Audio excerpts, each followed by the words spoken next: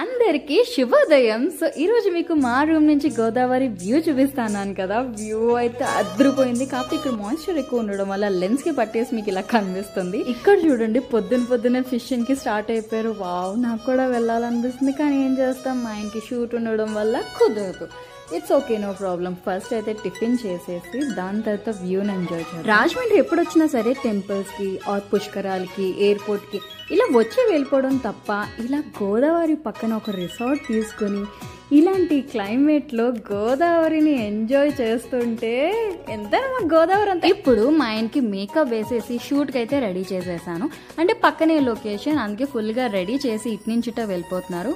మా ఆయనకి Tata bye bye చెప్పేసి నేను ఈ గోదావరి పక్కన ఈ గోదావరి బ్రిడ్జ్ని చూస్తూ హాయిగా కూర్చున్నాను. కాకపోతే నాకు ఒక డౌట్ వచ్చింది, ఇప్పుడు నేను నైట్ వరకు ఏం చేయాలా అని. షూట్కి వెళ్తే